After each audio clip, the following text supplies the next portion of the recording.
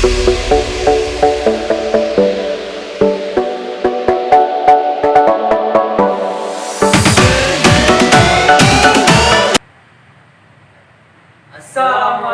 warahmatullahi wabarakatuh. Salam Pramuka. Hei, apa kabar kakak-kakak Pramuka Penegak Pandega se-Kabupaten Jepara?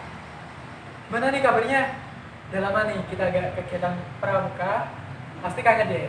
Nah, kemarin kan di Dewan Kerja Cabang kita mengadakan Q&A seragam. Nah, pasti udah tahu dong. Nah, di sini kita akan menjawab pertanyaan-pertanyaan kakak-kakak. Sebelum kita menjawab, kita perkenalan dulu dong. Pertama dari saya. Perkenalkan nama saya Kak Alfian. Dan di samping saya ada Kak. Perkenalkan, nama saya Rizal Ahmad Prayoga. Kalau di Pramuka biasanya saya dipanggil dengan nama Kak Rizal. Selanjutnya kita langsung saja, nggak usah lama-lama daripada waktunya kehabisan, ya kan? Kita langsung menjawab beberapa pertanyaan yang kemarin sudah disajikan dari Dewan Kerja, dan sudah ada beberapa pertanyaan dari teman-teman Pramuka Penegak dan Pramuka Pandega di Kabupaten Jepara. Dan setelah kita cari, kita lihat semua, ternyata yang memberikan pertanyaan tidak hanya seorang Pramuka Penegak dan Pandega, tapi seorang pembina juga memberikan pertanyaan. Oke? Untuk pertanyaan pertama, Langsung saja Kak. Oke, pertanyaan pertama langsung dari saya yang akan jawab. Yang pertama adalah bagaimana cara efektif untuk menggantikan pembelajaran Saka di masa pandemi? Oke, dari saya, untuk penggantian latihan pramuka secara efektif untuk Saka, satuan karya, banyak sekali yang bisa dimanfaatkan. Yang pertama, bisa memanfaatkan untuk uji SKU. Baik uji SKU juga bisa, uji SKK juga bisa. Benar tidak? Benar. Uji-uji bisa dilaksanakan, dan juga banyak latihan yang bisa digunakan secara virtual. Contohnya, pelatih atau seniornya yang punya keahlian lebih, atau mungkin seniornya yang udah jadi kepolisian di situ, membuat video tentang materi, mungkin arahan tentang lalu lintas, atau bahkan peran Saka ditanyakan langsung kepada pihak kepolisian. Keterlibatannya Saka Bayangkara, misal contohnya di Saka Bayangkara ya, keterlibatannya dengan kepolisian untuk mengatasi pandemi atau dalam membantu pandemi corona itu seperti apa, pasti mereka akan menjelaskan. Mungkin itu sedikit jawaban dari saya. Untuk jawaban yang selanjutnya untuk pertanyaan selanjutnya, pertanyaan selanjutnya akan dijawab oleh Kak Alia. Oke, yang kedua ini nih. Kak, kapan DKC Jepara buat latihan pramuka online? Nah, kapan ya? Tunggu aja nih. Soalnya rata-rata kakak-kakak pramuka di kakak DKC Jepara itu ikut piket posko COVID-19. Nah, jadi kita ada kesibukan sendiri-sendiri, ada yang kerja, jadi kita agak terkendala untuk membuat kegiatan online. Ditunggu aja ya Kak, kegiatannya itu dan seperti apa. Pasti deh kita akan buat kegiatan online. Oke, nah lanjut nih. Yang ketiga dari Kak Rizal. Yuk Kak. Oke, lanjut untuk dari saya ya. Pertanyaan lagi dari teman-teman pramuka, teman-teman pramuka penegak Pandega. Izin bertanya Kak, kapan kegiatan pramuka di Jepara aktif kembali Kak? Ini banyak sekali yang ditanyakan, baik secara online, ketemu secara digital, benar ya Kak? Ya benar, pastinya itu. Saya juga udah bosan nih di rumah terus, boring, rebahan. Wah, full rebahan semua. Pasti teman-teman jangan semuanya tuh rebahan. Manfaatkan waktu luangnya untuk olahraga pagi, sore, mungkin ketika ada waktu luang, simpel saja ada olahraga yang ringan, sapu-sapu rumah. Wah, itu. Oke, jawaban dari saya, izin ya tadi saya ulangi ya, izin bertanya kapan kegiatan pramuka di Jepara aktif kembali Kak? Untuk aktifnya kembali kegiatan pramuka di Jepara, kita juga menunggu informasi dari pihak pemerintah bahwasanya nanti boleh mengadakan kegiatan seperti apa, dan juga informasinya kan juga kita ada new normal ya, kenormalan yang baru. Apakah di momen itu kita sudah bisa membuat kegiatan atau belum, ya kita tunggu saja kabarnya. Semoga kabar ini akan menjadi kabar baik. Seperti itu ya. Oke, untuk selanjutnya akan saya kembalikan ke Alfian. Oke, lanjut nih. Pertanyaan yang keberapa Kak? 4 ya? Oke, keempat lagi. Keempat. Kak, survival kira-kira jadi apa enggak ya? Wah, ini nih pertanyaan yang banyak ini. Survival yang paling ditunggu-tunggu. Kapan nih mau dilaksanakan? Kira-kira ada corona jadi enggak? Nah, Oke. biar dijawab ke Alfian. Oke, lanjut ya. survival kira-kira jadi apa enggak? Ya jadi dong, pastinya kan kita di KC itu. Dan masuk ke provinsinya di KC. Untuk kegiatannya kapan? Kita nunggu nih masa waktu ini udah selesai. Kalau udah selesai, kita pasti akan mengadakan kegiatan survival itu. Survival udah tahun berapa ini Kak? Tahun berapa ini? Survival tahun ini kalau nggak salah itu ke 28 kalau nggak salah. Tapi beda lagi nih, yang ditanyakan kan cuma survival. Padahal istimewanya harusnya kegiatan itu ada dua yang digabungkan, survival bersamaan dengan perkemahan Tirta Karya Jabar. Jadi dua kegiatan besar, jangan sia-siakan loh ya. Kalau emang nanti waktu dekat bisa kita laksanakan, pandemi sudah selesai, semoga kita bisa berkegiatan bersama. Jangan lupa ikut ya. Lanjut Kak. Oke, pertanyaan selanjutnya ya. Pertanyaan selanjutnya, oke, ini nih pertanyaan yang menarik yang kami tunggu-tunggu juga. 5 tahun sekali diadakah apa ayo? Ini ya, pertanyaannya gini. Cara ikut DKC, ya kan? Cara ikut DKC dan syaratnya apa sih? Oke, saya jelaskan saja secara pribadi saya ya. Dulu saya juga mendaftar di Dewan Kerja Cabang di tahun berapa ya? 2016 ya. 2016 itu syaratnya sudah pasti biodata ya kan, KTA ya kan, surat keterangan sehat dan berkas lainnya ya kan. Terus caranya gimana? Ya caranya gampang, tinggal daftar ke sini. Cuman ada beberapa seleksinya. Nah, seleksinya seperti apa? Ya seleksi pada umumnya, tetapi ada nilai-nilai tersendiri yang akan kita butuhkan untuk membangun atau memperkuat di tubuh Dewan Kerja Cabang. Karena apa? Dewan Kerja Cabang sendiri membutuhkan orang-orang yang nantinya akan membangun atau mendukung kegiatan-kegiatan pramuka di Jepara, karena tidak memikirkan hanya satu sekolahan. Mungkin kakak-kakak yang masih sekolah ya, tidak hanya yang sekarang mungkin jadi pradana atau jadi pramuka di sekolahan, mungkin kan masih mikirkan tanggung jawab di sekolah, benar ya? Nah, di sekolah kan masih seperti itu. Nah, kalau sudah masuk di Dewan Kerja, kita mikirnya tidak satu sekolah lagi, tetapi beberapa sekolah, baik di Jepara bagian selatan, mulai dari Talungsari, malahan sampai di ujung sana ya, di Donorojo sama Kelek. Jadi tidak dibatasi seperti itu. Nah, untuk caranya, dan ini kabar baik juga, insya Allah di tahun ini kita adakan seleksinya, ya. Kabar juga ini, video ini juga bisa jadi pengumuman nih, ya kan? Kapan lagi dengar pengumuman, ya kan? Seleksi DKC insya Allah dilaksanakan di tahun 2020, tapi kemungkinan besar di akhir tahun, kemungkinan besar. Kita tidak pastikan, kita juga tidak janji, ya kan? Karena janji nanti ada tanggungan, ya kan? Karena janji adalah kita. Oke? Untuk selanjutnya bisa dijawab lagi oleh Kak Alfian. Oke ya? Kapan Kak diadakan seminar atau kursus untuk para pembina penegak di Jepara? Ya, itu juga tadi ya, bersama di yang pertama latihan pramuka online sama ya.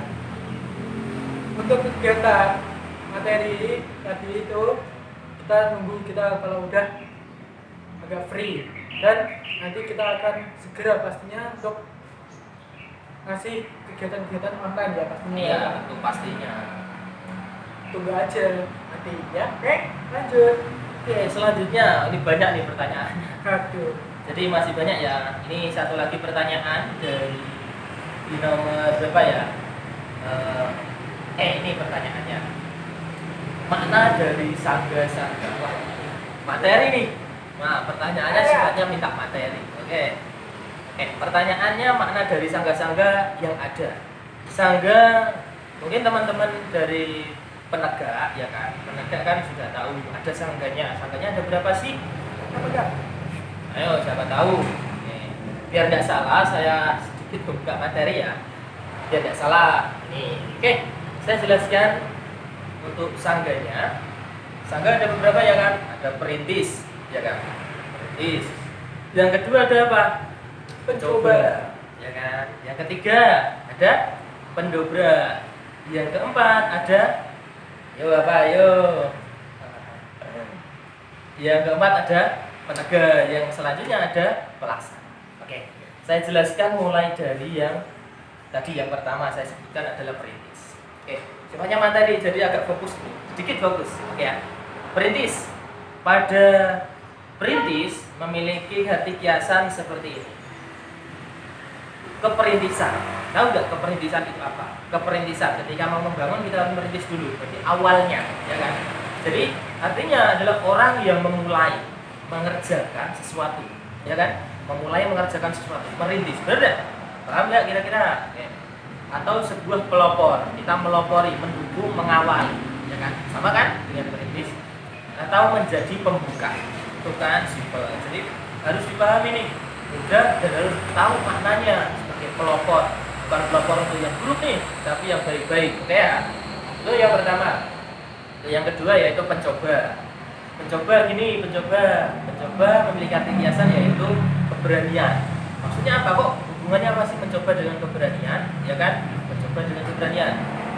Ya maksudnya adalah berani dalam mencoba segala hal yang positif. Jadi ketika dia melihat ada hal yang harus dilakukan, ketika itu positif, misal ketika kita di jalan ada orang batuk atau mungkin seperti apa, kita ingatkan untuk memakai masker dan lain sebagainya karena masa seperti ini sensitif dengan hal tersebut, ya kan? Atau mungkin mencoba keberanian dalam mencoba ya kan hal positif seperti hal ada sampah di jalan dan lain sebagainya, kita ambil, kita ingatkan orang yang membuang sampah sembarangan ketika kita melihat dan lain sebagainya, kan? Ya. Nah, selanjutnya pendobrak mungkin bisa dibantu dengan kalian nih. Pendobrak itu mengandung keberanian dalam mengemukakan kebenaran dan melawan kemungkaran. Oke, itu ya tadi untuk pendobrak. Pendobrak itu kan keberanian dalam mengemukakan kebenaran melawan kemungkaran. Jadi dia berani mendobrak, menggerakkan dirinya untuk menyampaikan sebuah kebenaran.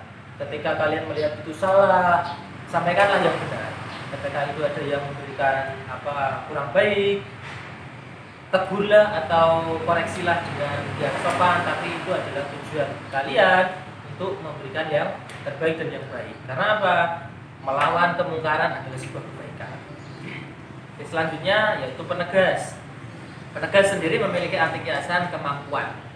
Tahu tidak kemampuan? Kemampuan mengambil keputusan yang arif dan bijaksana. Jadi mengambil keputusan, ya kan? Mengambil keputusan itu harus tepat.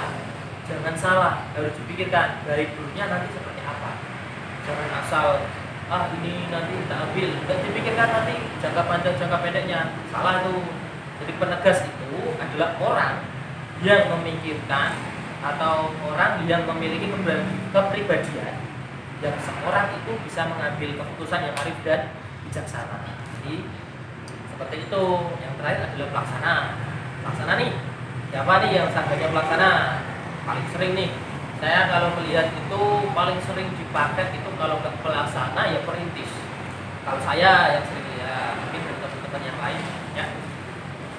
Oke, pelaksana mengandung kiasan keberanian melaksanakan sesuatu tugas dengan penuh tanggung jawab, ya kan? Karena dia pelaksana, dia berani melaksanakan untuk kegiatan-kegiatan atau tugas-tugasnya dengan tanggung jawab. Nah, jadi orang yang menggunakan sangga pelaksana harapannya menjadi orang atau sangga yang bisa melaksanakan tugas-tugas yang diberikan baik dari sangga atau tugas-tugas kewajibannya sesuai dengan tanggung jawabnya masing-masing. Kesimpulannya, sangga-sangga yang digunakan di dalam pramuka penegak sendiri digunakan untuk tujuan memberikan sifat-sifat arah di mana sangga itu mau memiliki sifat seperti apa. Paham ya? Jadi sifatnya nanti seperti apa, sangga itu memiliki arti seperti itu. Paham ya sampai di sini ya? Kalau mungkin ada pertanyaan lagi bisa hubungi lagi nanti. Oke ya. Oke, untuk selanjutnya pertanyaan akan dijawab oleh Kak Afiani.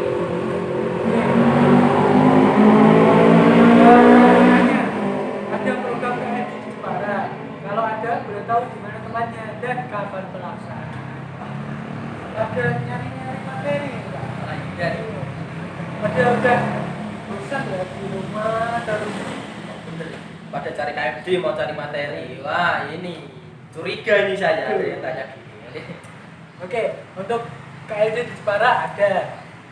Dan kemarin sebelum ada wabah kita dari apa namanya Kak? Dari Pusdiklat. Pusdiklat. Dari Ya. Pusdiklat udah mengadain kegiatan KLD. Dan nanti kita kemungkinan setelah wabah ini pasti akan ada KLD lagi. Tunggu aja ya untuk kakak-kakak khususnya pembina pramuka, tunggu KLD-nya. Oke. Lanjut nih Kak. Oke, lanjut nih. Selanjutnya yaitu pertanyaan. Ada Apa ini? oh iya, nama asli Bapak Pandu Dunia siapa Kak? Nah, dan lahirnya di mana? Nah, ini kayaknya ini mau apa ini? Ya, kalau kita apa namanya kita ketahui nama Bapak Pandu kan dipanggilnya adalah Baden Powell, ya kan Kak? Iya. Nah, juga diperingati di tanggal berapa tuh Baden Powell Day? Yuk, coba. Oh, yang tahu siapa? Oke. Baden Powell Day tepatnya di tanggal 22 Februari, ya kan? Nah, siapa nama aslinya? Ya kan? Nama aslinya adalah Stephen Robert Stephen. Oh, itu ya. Oke, nama aslinya adalah Robert Stephen ya. Beliau itu lahirnya di mana sih Kak? Oke, lahirnya beliau lahir di London Inggris. Tahu kan? London Inggris di mana? Tuh di sana jauh. Ya kan? Mau ke sana bayar sendiri. Oke ya. Itu Robert Stephen. Oke ya, itu nama aslinya. Kalau sering dipanggilnya adalah Baden Powell. Oke ya. Itu jawaban dari saya. Selanjutnya ada pertanyaan lagi. Oke. Kegiatan DKJ yang besar apa saja Kak? Kegiatan DKJ yang besar. Wah, banyak ini. Hanya ini kalau ditanyakan semua habis dah ini waktunya. Nah, ini ada beberapa kegiatan DKJ. Yang pertama ada Raimuna, baru kemarin ya Kak? Raimuna kemarin tahun kemarin tuh selesai. Wah, kalau lihat ini, tahu kan Kak Rizal jadi lurah putra ini.